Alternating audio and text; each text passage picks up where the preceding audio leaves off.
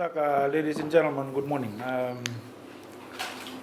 We've just had a very detailed briefing on the situation in Syria. Sorry to say at this stage that things have not been better. In fact, the whole of UN is now under siege from the anti-government armed elements.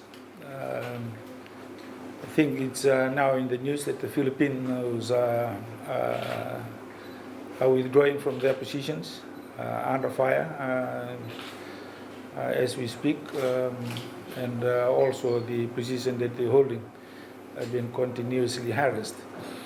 It is important for us to note that the force commander and his negotiation team are trying to work with the Filipinos and with the armed elements that are attacking the Filipinos to come to some kind of truce, because if it doesn't, then it can affect the release or otherwise of our personnel. We still at this stage cannot confirm the exact location of our troops. We're continuing negotiations both at all levels.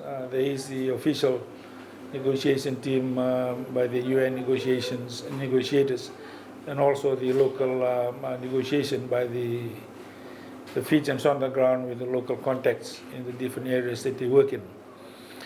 However, we've been continuously assured from all the contacts that our men are well. They have been looked after, and no harm has come to any of them in any form or shape. For that, we can be content that they are well, and that's been confirmed by several sources.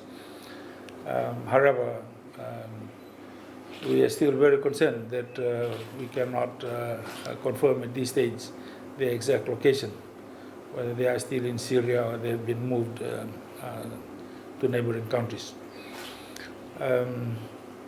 We continually ask our families and our friends that we have opened up this crisis center for them.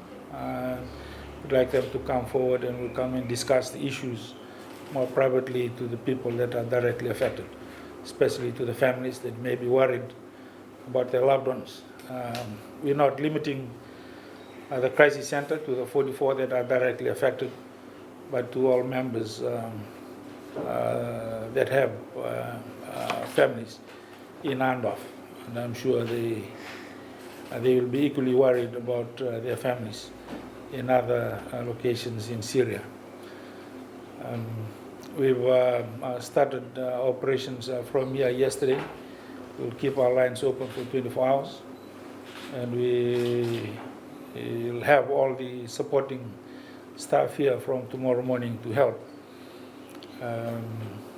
with any fears that the families may have on the loved ones in Syria. Thank you.